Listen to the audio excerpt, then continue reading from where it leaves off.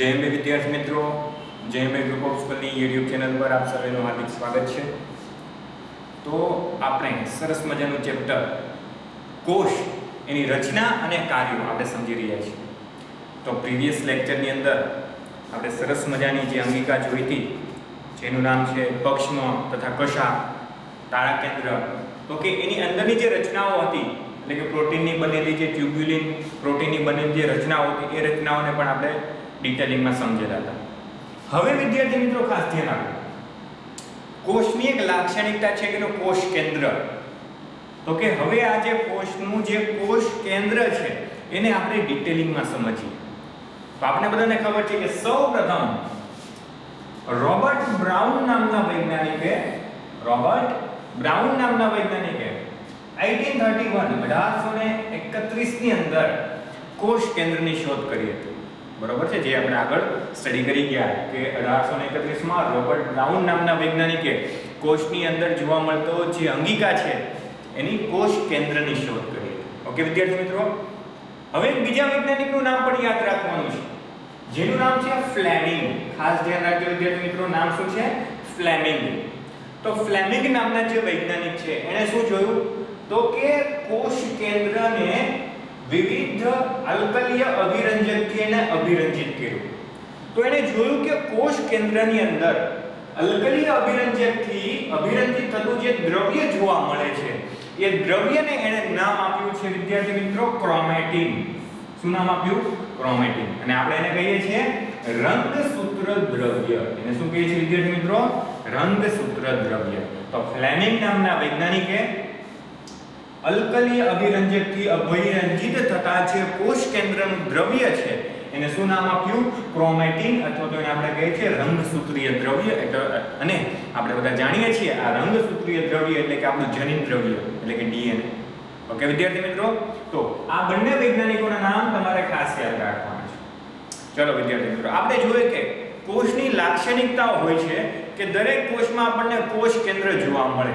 હા, આદિકોષ કેન્દ્રીય કોષ છે તો કે એની અંદર કોષ કેન્દ્ર હોતું નથી, પરંતુ એનું જે જનીન દ્રવ્ય કોષ રસમાં મુક્ત કરતું હોય। પરંતુ આપણે અહીંયા સુકોષ કેન્દ્રીય કોષ જોઈ રહ્યા છીએ તો મોટા ભાગના સુકોષ કેન્દ્રીય કોષની અંદર કોષ કેન્દ્ર જોવા મળે છે। પરંતુ અમુક અપવાદ એવા કોષ છે જેમ કે જે સસ્તનના રક્તકોષો, સસ્તન એટલે કે એની અંદર મનુષ્ય પણ આવે છે, તો મનુષ્યની અંદર જોવા મળતા આપણા જે બ્લડ સેલ છે, રક્તકોષો છે, આરબીસી જેને કહીએ છીએ, એ આરબીસી અને વનસ્પતિની અંદર જોવા મળતા જે ચાલની નલિકાના જે કોષો છે, વનસ્પતિની અંદર અન્નવાહક જે પેશી હોય એનો એક ઘટક ચાલની નલિકા, તો કે આ ચાલની નલિકાના જે કોષો છે આ બંને કોષોની અંદર કોષ કેન્દ્રનો અભાવ હોય છે। ખાસ યાદ રાખજો, અપવાદ સ્વરૂપે આપણે શું જોયું કે સસ્તનના રક્તકોષો અને વનસ્પતિની અંદર જે ચાલની નલિકાના કોષો છે આ બંને કોષોની અંદર કોષ કેન્દ્રનો અભાવ હોય છે। જો કે અપવાદમાં આવે છે, બાકી મોટા ભાગના સુકોષ કેન્દ્રીય કોષ હોય એની અંદર આપણને કોષ કેન્દ્ર જોવા મળે છે। વિદ્યાર્થી મિત્રો, સૌપ્રથમ આપણે સમજીએ કે કોષ કેન્દ્ર છે, બરોબર, તો એની રચના કેવી હોય છે। ખાસ ધ્યાન આપજો વિદ્યાર્થી મિત્રો, આ જે કોષ કેન્દ્ર છે અહીંયા તો આપણે 2D ની અંદર ડ્રો કરેલું છે, હકીકતમાં તો રાઉન્ડ સ્ટ્રક્ચર હશે।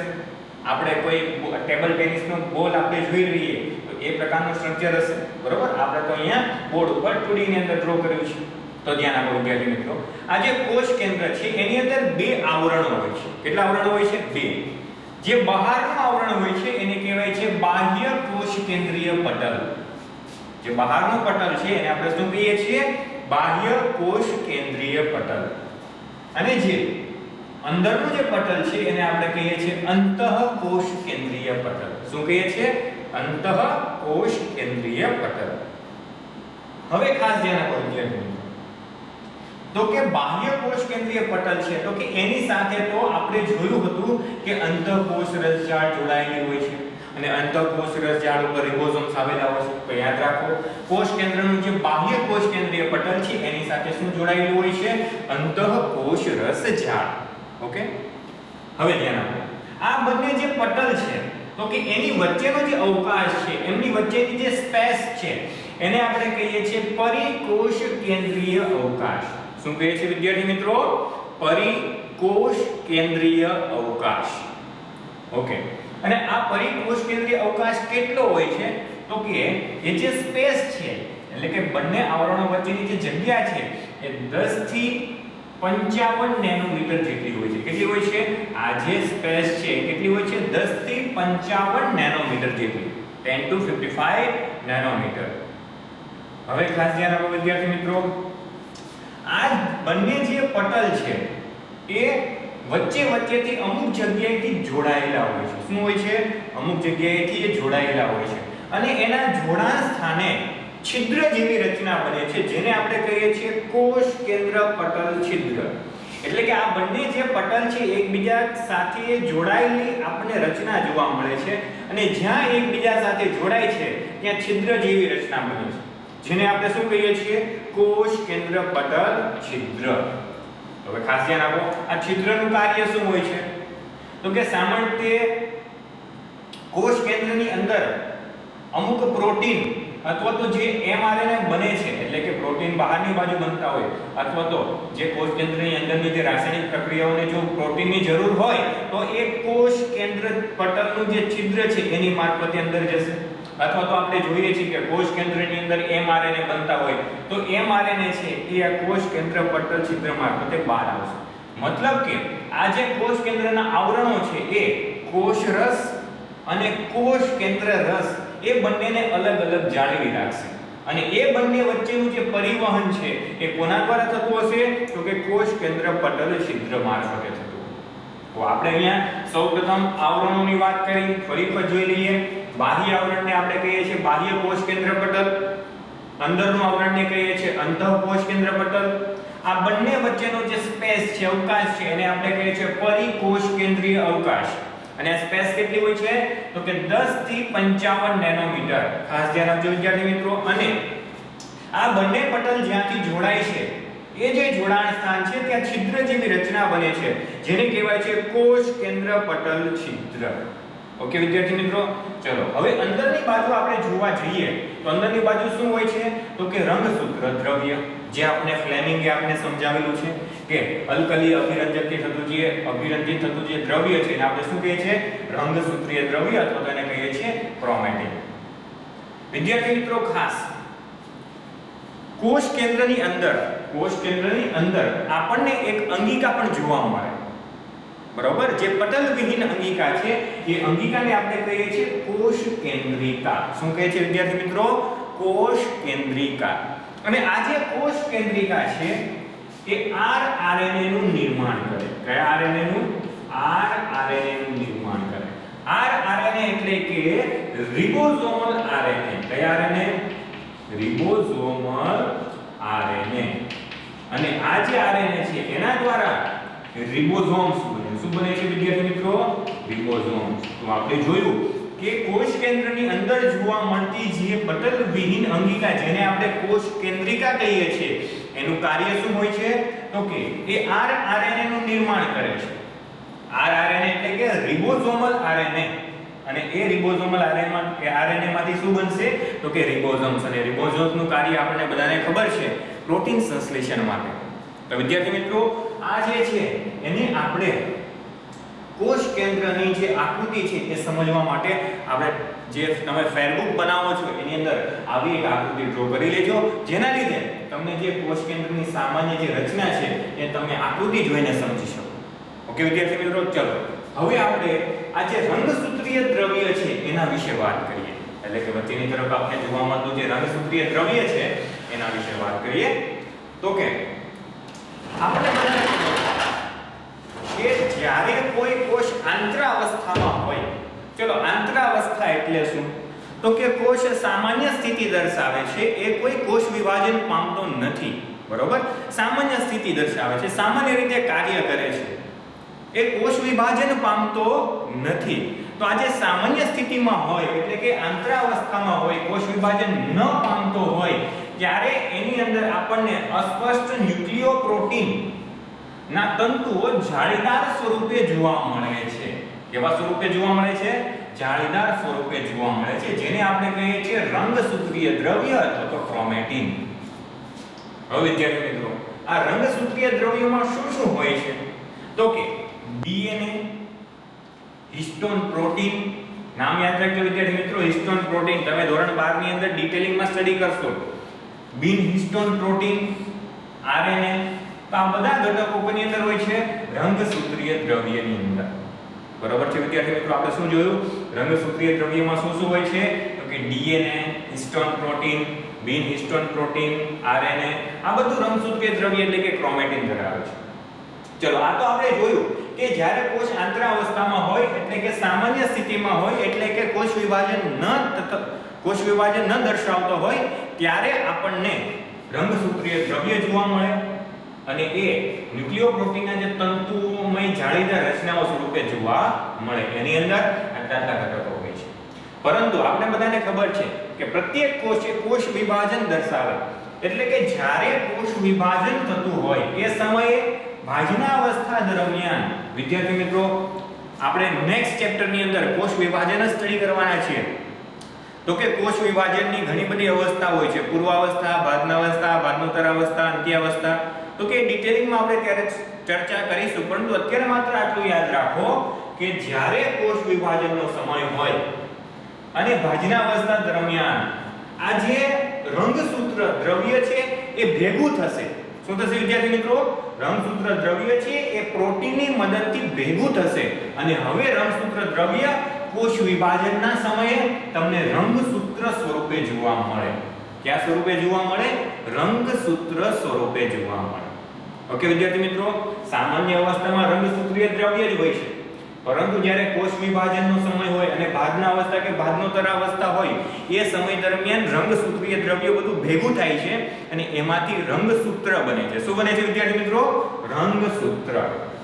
ખાસ ધ્યાન આપો વિદ્યાર્થી મિત્રો, હમણાં આપણે રંગસૂત્ર વિશેની ડિટેલિંગ ચર્ચા કરીએ તો કે આપણને બધાને ખબર છે કે મનુષ્યનો પ્રત્યેક કોષ હોય, મનુષ્યનો જે પ્રત્યેક કોષ છે એની અંદર રંગસૂત્રોની સંખ્યા કેટલી હોય? તો આપણે નાના હતા ત્યારથી સ્ટડી કરતા આવીએ છીએ કે મનુષ્યના પ્રત્યેક કોષની અંદર રંગસૂત્રોની સંખ્યા હોય છે 23 જોડ. રંગસૂત્રો કેવા હોય છે? જોડીમાં હોય છે. બરોબર? એટલા માટે એને જોડમાં લઈએ છીએ. કેટલી હોય છે? 23 જોડ એટલે કે ટોટલ 46. ચલો, હવે તમને આશ્ચર્ય થાય એવી એક બાબત કે આપણું જે શરીર છે એ લાખો કરોડો અબજો કોષોનું બનેલું છે. બરાબર? અને પ્રત્યેક કોષની અંદર જે કોષ કેન્દ્ર હોય છે એ કોષ કેન્દ્રની અંદર ડીએનએ હોય છે. ડીએનએ એટલે કે ડીઓક્સીરિબોન્યુક્લિક એસિડ, જેને આપણું જનીન દ્રવ્ય કહીએ છીએ. તો વિદ્યાર્થી મિત્રો, પ્રત્યેક કોષની અંદર આ જે ડીએનએ છે એ 2 મીટર જેટલો લાંબો હોય. કેટલો લાંબો હશે? 2 મીટર જેટલો. તમે વિચાર કરો કે આપણો જે કોષ છે આપણે નરી આંખે પણ નથી જોઈ શકતા અને એ પ્રત્યેક કોષની અંદર જે ડીએનએ છે એની લંબાઈ કેટલી હોય છે? 2 મીટર.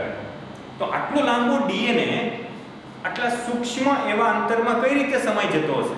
તો એ જે ચર્ચા છે એ વિદ્યાર્થી મિત્રો એવી રસપ્રદ ચર્ચા આપણે ધોરણ 12 ની અંદર સ્ટડી કરીશું. પણ અત્યારે માહિતી યાદ રાખો કે આપણા પ્રત્યેક કોષમાં જે ડીએનએ ની જે લંબાઈ છે એ લંબાઈ કેટલી હોય છે? 2 મીટર જેટલી.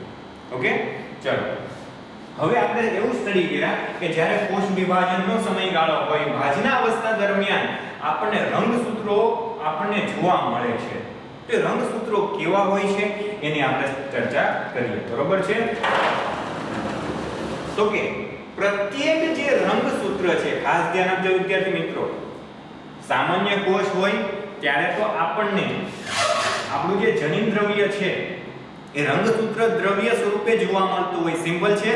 પરંતુ જ્યારે કોષ વિભાજનની સ્થિતિ હોય એ સમય દરમિયાન રંગસૂત્ર દ્રવ્ય ભેગું થાય છે અને રંગસૂત્ર સ્વરૂપે જોવા મળે. તો વિદ્યાર્થી મિત્રો, જે પ્રત્યેક રંગસૂત્ર છે એ 2 રંગસૂત્રિકાનો બનેલો હોય છે. ચલો, આ રંગસૂત્ર છે. આ શું છે? રંગસૂત્ર. તો કે એ ટોટલ 2 રંગસૂત્રિકાનો બનેલો છે. આ પ્રથમ રંગસૂત્રિકા અને આ બીજી રંગસૂત્રિકા. તો એક જે તંતુ છે એને રંગસૂત્રિકા કહેવાનું છે. શું કહેવાનું છે વિદ્યાર્થી મિત્રો? રંગસૂત્રિકા. અને 2 રંગસૂત્રિકા ભેગું મળી અને આખું એક રંગસૂત્ર બનાવે છે. ખાસ ધ્યાન આપો, જે બંને રંગસૂત્રિકાનું જે જોડાણ સ્થાન છે, આ બંને રંગસૂત્રિકાનું જે જોડાણ સ્થાન છે એને આપણે કહીએ છીએ સેન્ટ્રોમિયર. શું કહેવાય છે વિદ્યાર્થી મિત્રો? સેન્ટ્રોમિયર. ખાસ ધ્યાન આપજો. આ બંને રંગસૂત્રિકાનું જે જોડાણ સ્થાન છે એ જોડાણ સ્થાનને આપણે કહીએ છીએ સેન્ટ્રોમિયર. ઓકે, અને આ જે સેન્ટ્રોમિયર છે તો કે એની બંને બાજુ તકતી જેવી રચના આવેલી હોય છે. આ જે તકતી જેવી રચના હોય છે એને કહેવાય છે કાઇનેટોકોર. અને શું કહેવાય છે? કાઇનેટોકોર. તો ધ્યાન આપો વિદ્યાર્થી મિત્રો, રંગસૂત્રિકાનું જે જોડાણ સ્થાન છે એને આપણે શું કીધું? સેન્ટ્રોમિયર. અને સેન્ટ્રોમિયરની બંને બાજુ જે તકતી જેવી રચના છે એને આપણે શું કહીએ છીએ? કાઇનેટોકોર. આ બંને શબ્દ યાદ રાખજો. ચલો, હવે જે સેન્ટ્રોમિયર છે એ રંગસૂત્રમાં કયા સ્થાને આવેલા છે? તો કે સેન્ટ્રોમિયરના આધારે રંગસૂત્રોના આપણે પ્રકાર પાડેલા છે.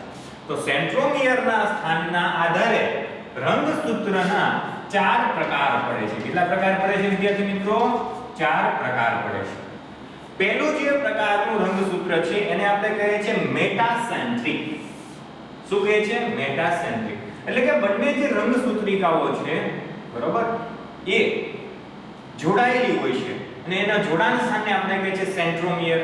તો મેટાસેન્ટ્રિક પ્રકારના જે રંગસૂત્રો છે એમાં સેન્ટ્રોમિયર આપણને વચ્ચે જોવા મળે છે. ક્યાં જોવા મળે છે? વચ્ચે. જેના લીધે બંને બાજુની જે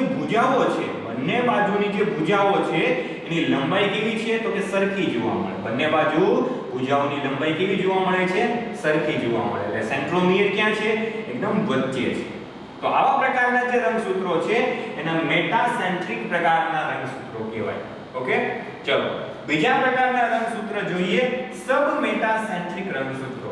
સબમેટાસેન્ટ્રિક રંગસૂત્ર એટલે શું? તો કે સેન્ટ્રોમિયર સહેજ ઉપરના સ્થાને આવેલું હોય છે, જેના લીધે ઉપરની ભુજાઓ થોડીક ટૂંકી અને નીચેની ભુજાઓ થોડીક લાંબી જોવા મળે.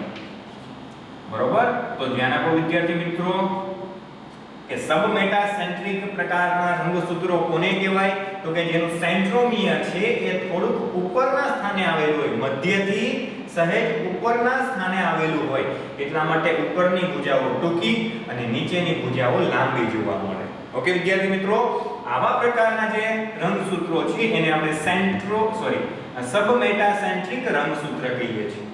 ચલો હવે ત્રીજા પ્રકારના રંગસૂત્રો જોઈએ. તો કે સેન્ટ્રોમિયર છે એ હજુ ઉપર ગોઠવાયેલું હોય, તો ઉપરની જે ભુજાઓ છે એ અત્યંત ટૂંકી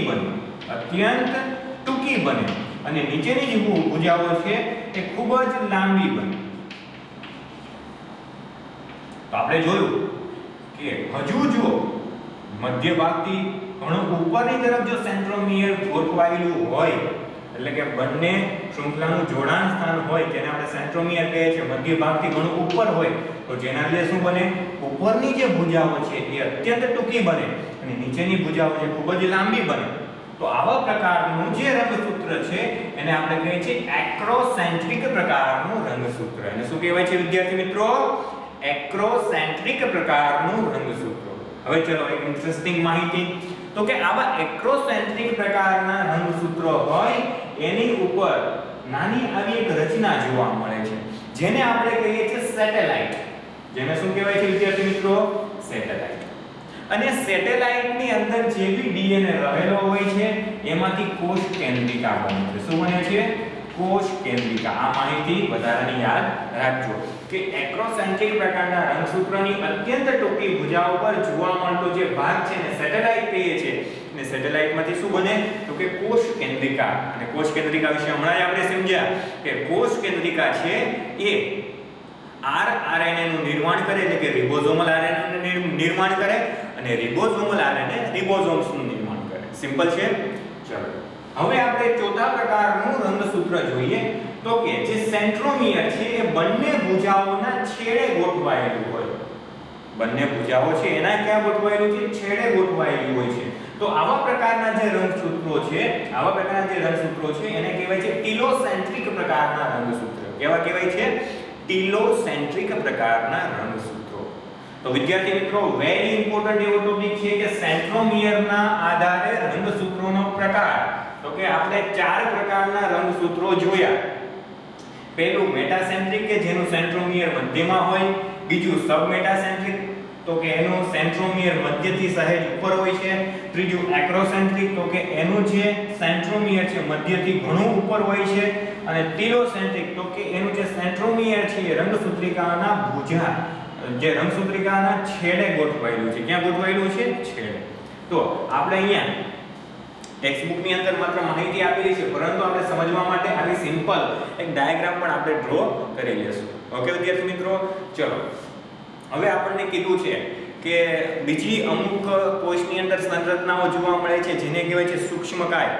તો કે સૂક્ષ્મકાય ઘણી સૂક્ષ્મ પુટિકાઓના સ્વરૂપમાં પણ જોવા મળે જે વિવિધ પ્રકારના ઉત્સેચકો ધરાવે છે. જેમ કે આપણે જોઈએ છે કે પેરોક્સિઝોમ છે, બરાબર.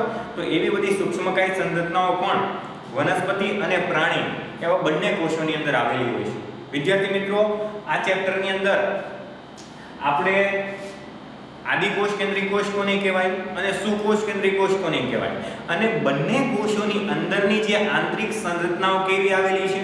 બીજું તો કે પ્રત્યેક વનસ્પતિ કોષ કે પ્રાણી કોષ એની દરેક સંરચનાઓ, દરેક અંગિકાઓ, એની રચના જોઈ, એના કાર્યો પણ જોયા. અને છેલ્લે માહિતી આપણે જોઈ કોષ કેન્દ્રની, અને આપણે લાસ્ટમાં જોયું કે સેન્ટ્રોમિયરના આધારે રંગસૂત્રના 4 પ્રકાર પડે છે, જે 4 પ્રકાર. ઓકે વિદ્યાર્થી મિત્રો, તો અહીંયા આપણું જે ચેપ્ટર છે એ આપણે પૂર્ણ થાય છે. હવે આપણે ચેપ્ટર નંબર 10 શરૂ કરીશું. એટલે કે આપણે બધા જાણ્યું હતું કે રુડોલ્ફ વિર્સો નામના વૈજ્ઞાનિકે શું કીધું હતું? ઓમ્નિસ સેલ્યુલા ઇઝ સેલ્યુલર. મતલબ કે જે બી કોઈ કોષ છે એ પૂર્વ અસ્તિત્વ ધરાવતા કોષના કોષ વિભાજનથી બને છે. તો અહીંયા હવે આપણે નેક્સ્ટ ચેપ્ટરની અંદર કોષ વિભાજન કેવી રીતે થાય છે એના વિશે ડિટેલિંગમાં ચર્ચા કરીશું.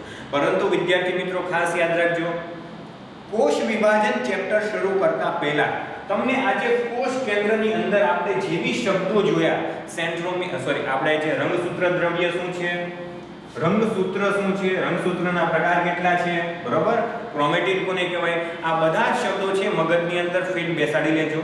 કારણ કે આ બધા જ શબ્દો નેક્સ્ટ ચેપ્ટરની અંદર રિપીટ થવાના છે. ઓકે વિદ્યાર્થી મિત્રો, ચલો અહીંયા આપણે આ ચેપ્ટર પૂર્ણ જાહેર કરીએ છીએ. જય અંબે.